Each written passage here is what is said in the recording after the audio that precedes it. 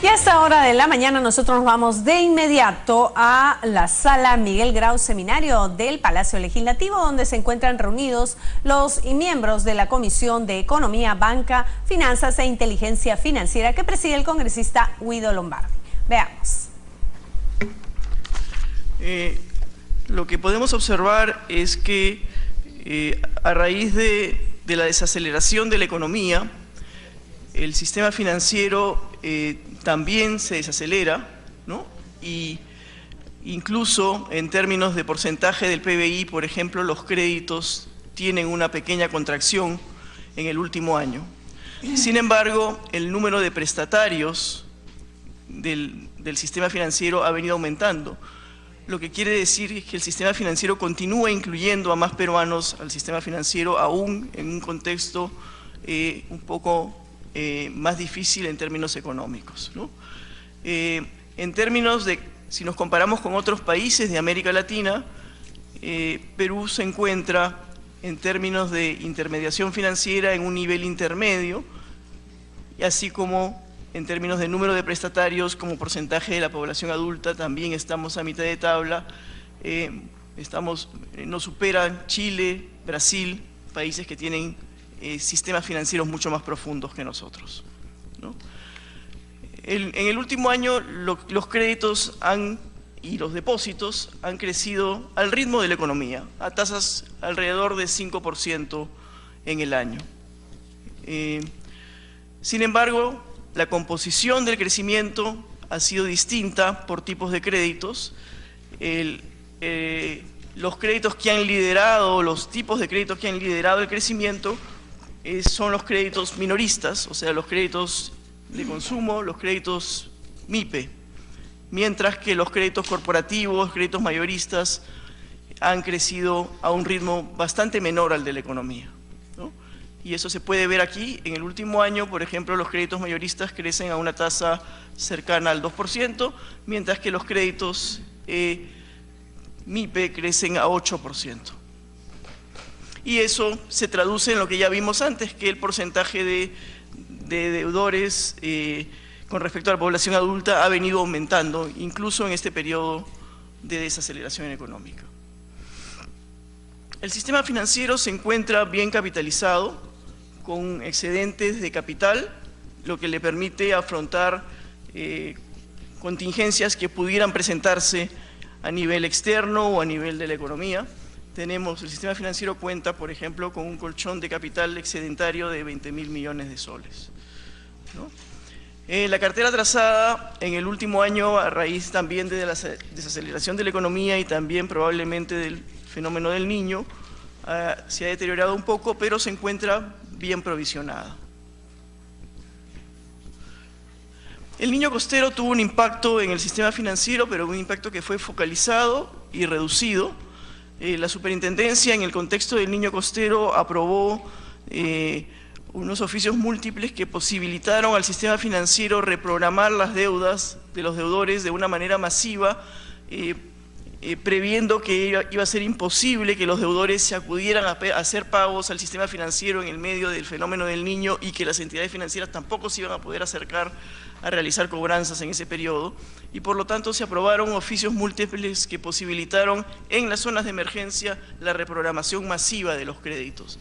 Y entonces hay dos oficios múltiples, uno que hablaba de reprogramación masiva, que es el primero, y otro que habla ya de una reprogramación más focalizada, una vez que las entidades logran irse acercando a sus clientes para averiguar la situación de cada uno. Y entonces lo que vemos es que ambos oficios han sido utilizados para reprogramar deudas de los deudores. En total se han reprogramado el 1.4% de la cartera del sistema financiero en el periodo de enero a agosto, vinculado a estos oficios, ¿no? Y entonces, principalmente en las zonas de emergencia.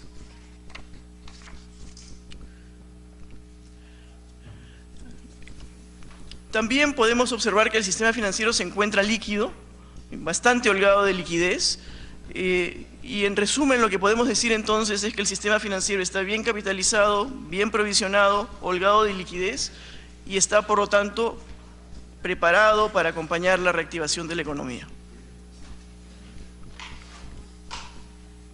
¿Qué cosa es lo que hemos trabajado en el último año en términos de regulación del sistema financiero?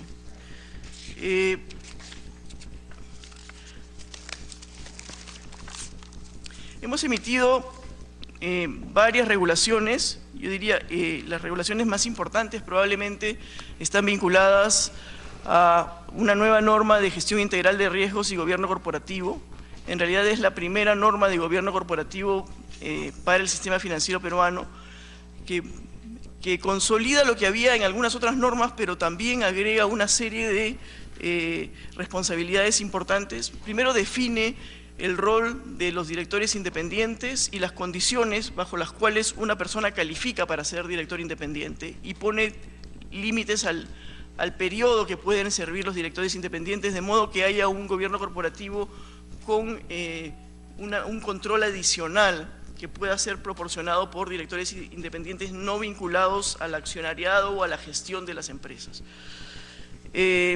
También esta normativa establece responsabilidades para las entidades financieras respecto a un tema nuevo, que es conducta de mercado, que es la conducta de las entidades con respecto de sus usuarios, pidiéndoles que toda la entidad se haga responsable de la conducta de la entidad con respecto a los usuarios, proporcionando trato justo, información transparente, en el diseño de los productos que se tome en cuenta las necesidades de los usuarios y no solamente las necesidades de las entidades.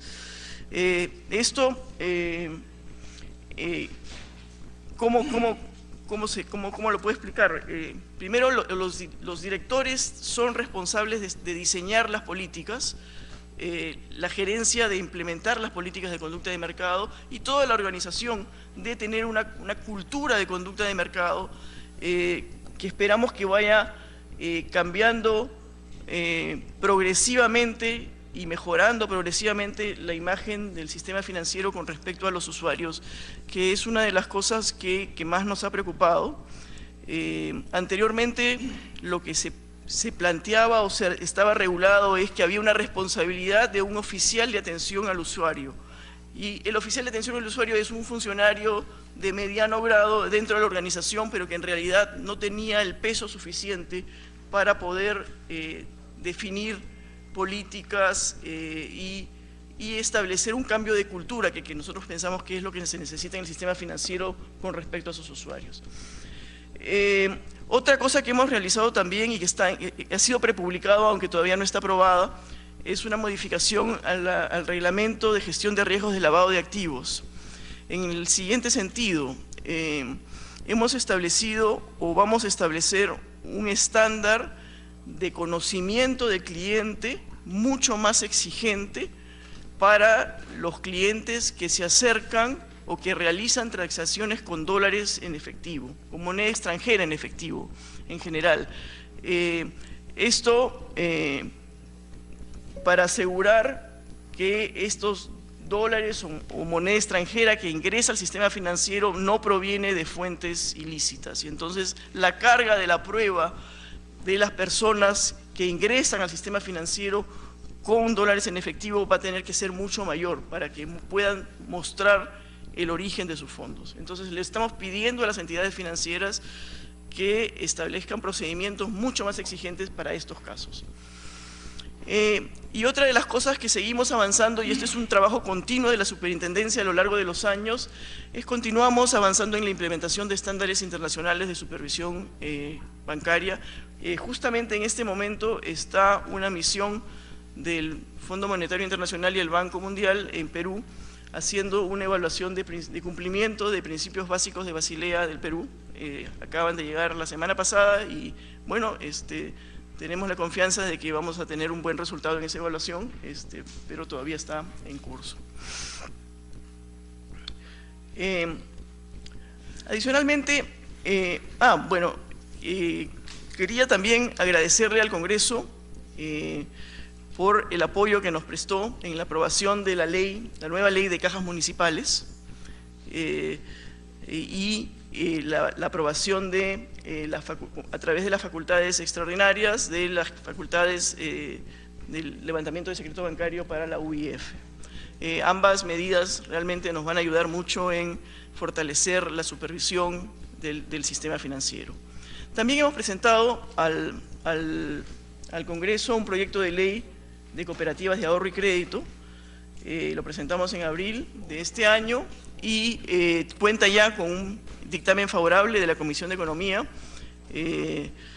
y esperamos realmente que logre su aprobación en el Congreso pronto, porque realmente pensamos que es un tema de interés nacional, es un tema de interés del sistema cooperativo, del movimiento cooperativo, que les va a permitir desarrollarse, acceder a nuevas operaciones y también prestar mayor seguridad para sus socios y asegurarle al país que el movimiento cooperativo no es utilizado para actividades ilícitas o de lavado de dinero por algunas personas que se insertan en el movimiento cooperativo sin respetar el espíritu de ese sector. Por lo tanto, realmente pedimos al Congreso la pronta aprobación del proyecto de ley de cooperativas de ahorro y crédito.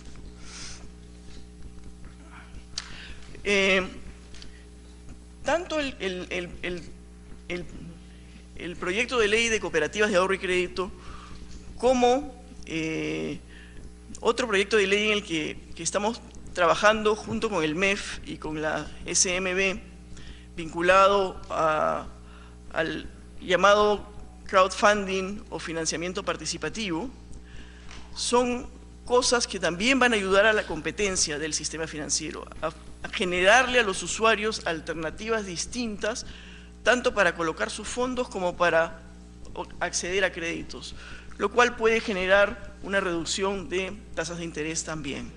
El proyecto de… ¿Qué cosa es crowdfunding? Crowdfunding es un tipo de financiamiento que está dentro del gran grupo de las llamadas fintech, ¿no? Es financiamiento a través de mecanismos tecnológicos donde se crean plataformas que unen a los que otorgan fondos con los que necesitan fondos a través de una plataforma de Internet. Esto puede generar beneficios de competencia, puede aumentar los rendimientos de las personas, de los inversionistas, puede disminuir los costos del crédito o del financiamiento de actividades de inversión, pero también tiene algunos riesgos que requieren que exista una legislación sobre este tema. Y por eso es que estamos trabajando. Este es un modelo que todavía es incipiente en el Perú, que recién está empezando, pero que por lo tanto debemos ir trabajando con el MEF y con la SMB para ver cómo hacemos para regularlo. Probablemente en los próximos meses vamos a remitir un proyecto, una propuesta de ley al Congreso. Los riesgos que podrían tener, bueno, evidentemente, si es que no están bien regulados o no están bien conducidos los negocios, es la pérdida del capital invertido, problemas de conducta de mercado, ¿no? Estafas, o el financiamiento de actividades o de créditos con fondos que provienen de actividades ilícitas. Otra de las cosas en las que hemos venido trabajando es el combate a la informalidad financiera.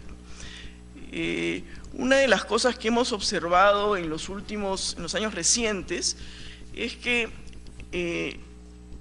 están apareciendo una serie de mecanismos de informalidad financiera que utilizan herramientas tecnológicas. Entonces, la tecnología no solamente favorece la intermediación financiera y el desarrollo y la profundización de sistemas financieros y mejorar los servicios a la gente, sino también posibilita que personas inescrupulosas utilicen la tecnología para realizar actividades que no son legales en nuestro país.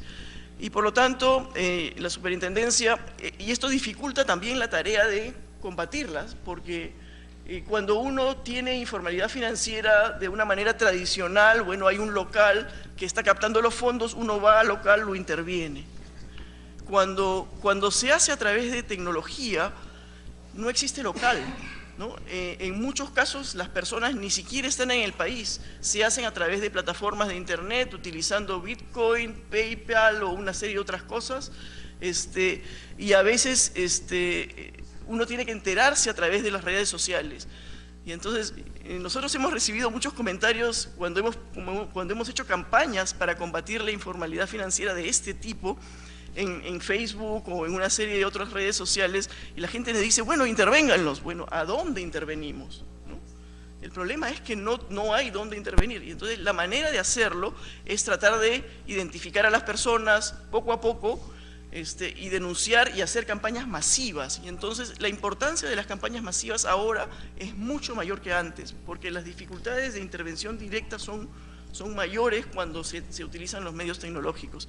Y es por eso que en los últimos años hemos realizado muchas más campañas informativas, y tenemos en los últimos años 23 intervenciones y denuncias penales presentadas al Poder Judicial.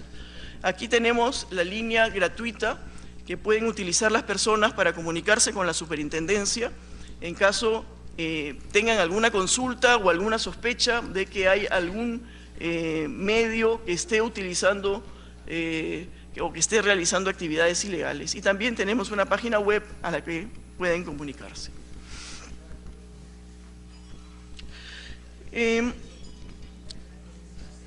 siguiente tema que quiero tocar con ustedes está relacionado a las tasas de interés, y al respecto lo que quiero decir es que la libertad de tasas de interés en el Perú es un activo para el sistema financiero que ha posibilitado el crecimiento del sistema financiero en los últimos años, y que posibilita que muchos deudores tengan, o que muchas personas tengan acceso a financiamiento.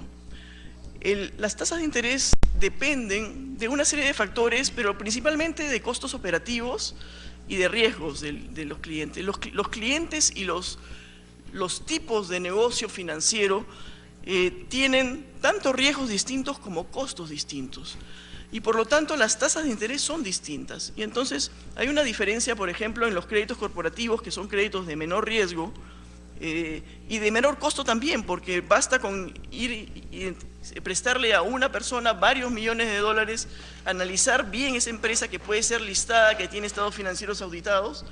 El costo es mucho menor que hacer préstamos masivos de 1000 en 1000 a empresas que pueden ser informales, en las cuales el asesor de crédito tiene que desarrollar, ayudarlo a construir el flujo de caja. Y entonces, evidentemente, es un negocio distinto, con riesgo distinto, con costos distintos. Y entonces las tasas de interés, por ejemplo, en el caso de microempresa, son distintas, ¿no? Lo que tenemos en este gráfico es los rangos en los que se mueven las tasas de interés para los distintos segmentos de créditos. La tasa mínima en la izquierda, la tasa promedio en el intermedio y la tasa máxima para determinados segmentos, ¿no? Y entonces, por ejemplo, los créditos corporativos se mueven en una tasa de 4.7 a 6.9 con un promedio de 5% más o menos, mientras que los créditos a la microempresa van de un rango de 18,5 a casi 90% con un promedio de 41%. Los créditos de consumo, que son los créditos que tienen el mayor rango y también el mayor promedio de crédito, pueden llegar a una tasa máxima de alrededor de 137%, sin embargo, pero con entidades y con pocas empresas que otorgan créditos a tasas de ese nivel. Si vemos, por ejemplo, ingresando al detalle de los créditos de consumo, de las tasas de interés de los créditos de consumo, y aquí podemos clasificar a las entidades en 4 grupos de entidades. Los bancos más grandes, que tienen la participación del 61% de la cartera de consumo y que tienen un promedio de alrededor de tasas de interés de consumo de alrededor de 38%. Luego están los otros bancos que no están especializados en el negocio de consumo, pero que otorgan créditos de consumo, que tienen una participación de 17% en la cartera de consumo del sistema financiero y una tasa de 35%. Entonces, estos dos grupos de bancos representan casi el 80% de las carteras de consumo del sistema financiero. Y luego están más arriba las entidades financieras especializadas en consumo. Las entidades especializadas en consumo grandes, que tienen una tasa promedio de 67%, que tienen el 17% de la cartera de consumo, y hay entidades muy pequeñitas que alcanzan una participación de 5% en el mercado, que tienen tasas mucho más altas. Eso es más o menos la distribución por grupos de entidades. ¿Por qué son diferentes estas tasas? Si uno mira acá el cuadro, lo que va a ver también es que las tasas o los ratios de incumplimiento, es la probabilidad de que el deudor no pague, son muy distintos para los distintos grupos de bancos. Y entonces, por ejemplo, el grupo 4, que es el grupo de los grandes bancos, tiene deudores de consumo con un perfil de riesgo relativamente bajo, por lo tanto su tasa de incumplimiento es de 7.9%. Mientras que estos bancos pequeños, especializados en consumo, tienen una tasa de incumplimiento superior a 1 de cada 5 deudores que incumple la deuda. Y entonces, claramente son negocios diferentes, ¿no? ¿Qué cosa es lo que sucedería si es que se considerase imponer topes a las tasas de interés? Primero, habría dificultades para acceder al crédito formal para los clientes que ahora, muchos clientes que ahora acceden al crédito y que no tendrían acceso. Aumentaría el crédito informal a tasas mucho más altas que las formales, con condiciones abusivas, y también disminuiría la intermediación financiera, limitando a las fuentes de financiamiento para el crecimiento económico. Entonces, ¿qué cosa es lo que pensamos nosotros que deberíamos hacer? Primero, nosotros pensamos que deberíamos mantener la libertad de tasas de interés, que es algo que ha beneficiado al sistema financiero peruano a lo largo de los años. Pero deberíamos también tratar de mejorar dos cosas. Uno, facilitar la competencia a través de la regulación de la supervisión de cooperativas de ahorro y crédito, que permitiría a las cooperativas expandirse.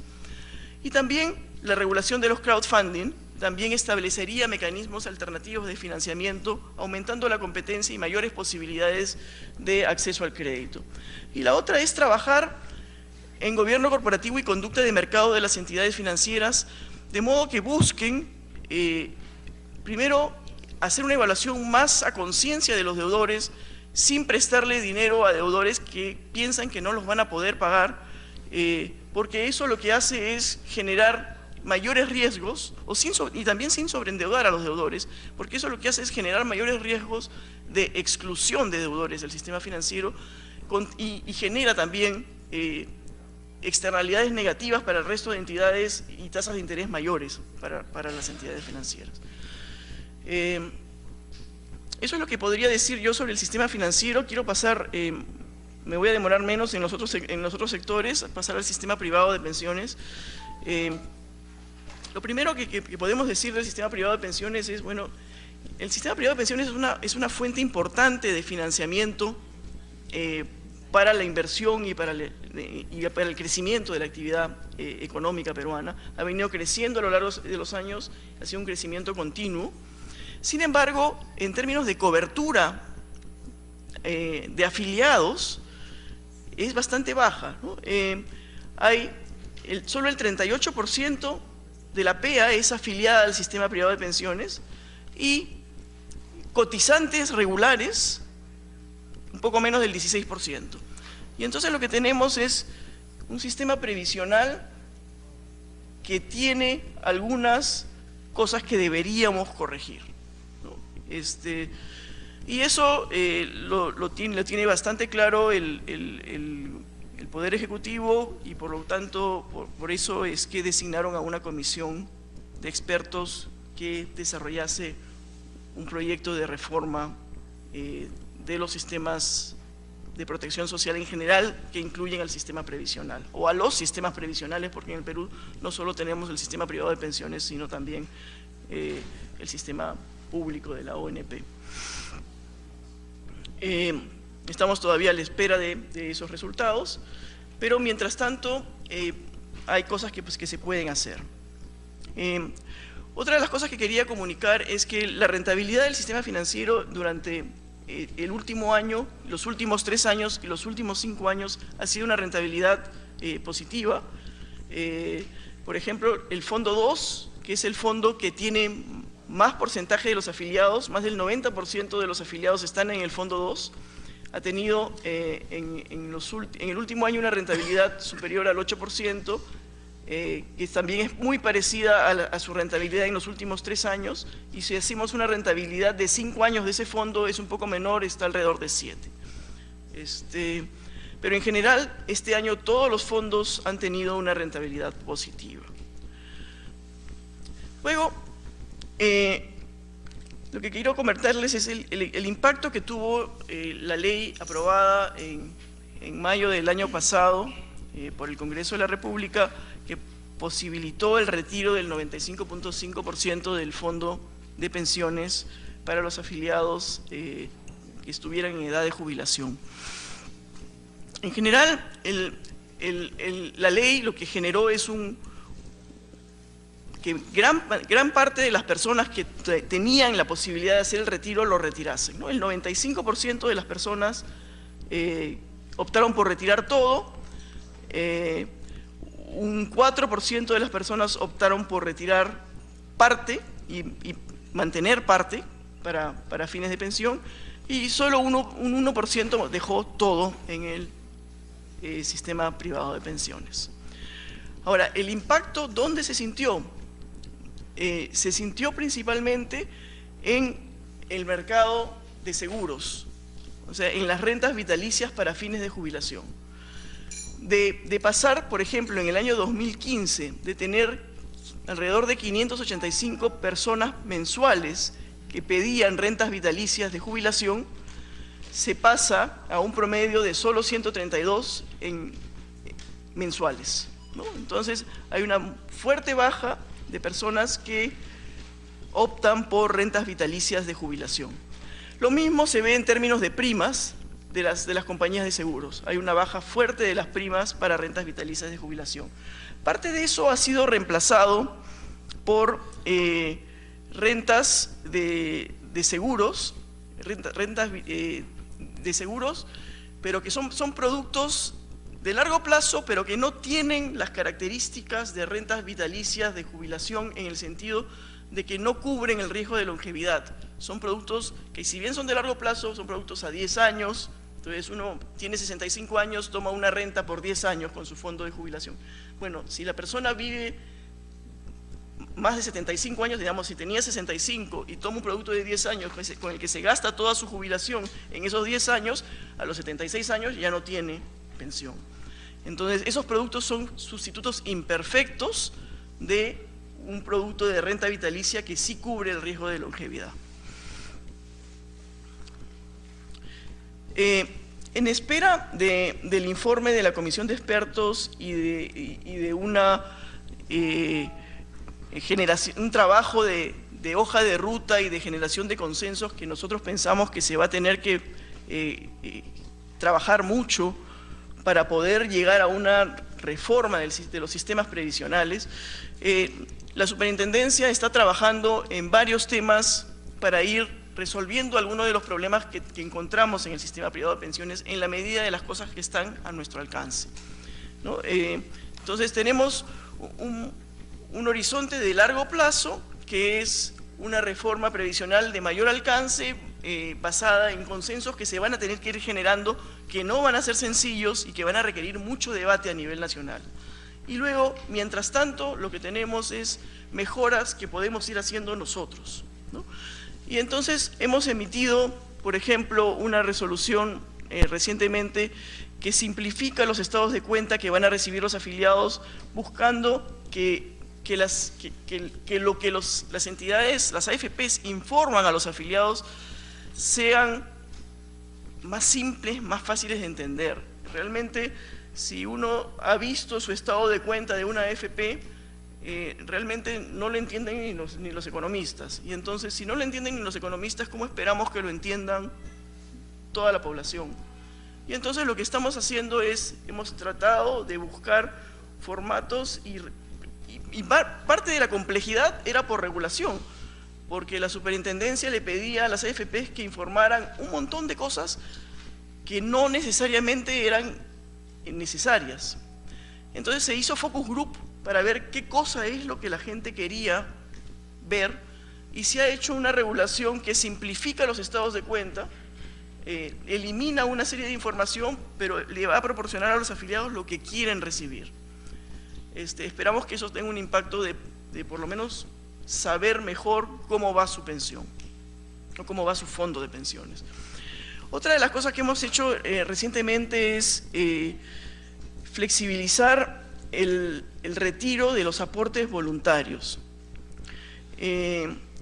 Las AFPs no solo captan los aportes para fondos de pensiones obligatorios, sino también captan aportes voluntarios. Los aportes voluntarios, por regulación de la SBS, tenían limitaciones de retiro, solamente podían retirarse 3 veces al año. Entonces, si ya los afiliados pueden retirar sus aportes obligatorios y llevarse el 100%, ¿cuál es el sentido de que el aporte voluntario tenga restricciones de retiro?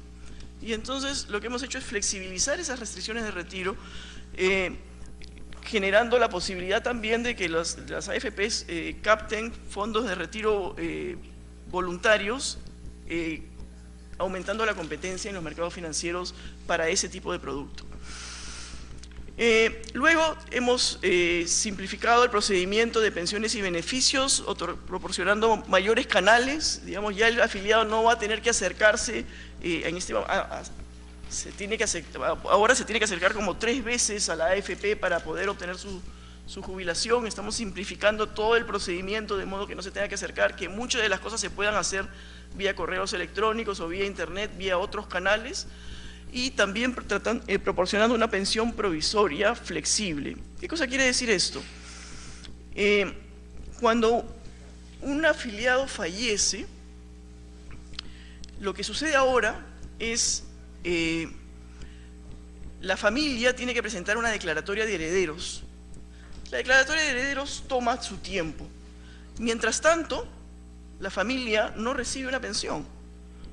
Esa puede tomar 2 meses o más. Si es una familia complicada, donde hay disputas entre los herederos, puede tomar mucho más tiempo.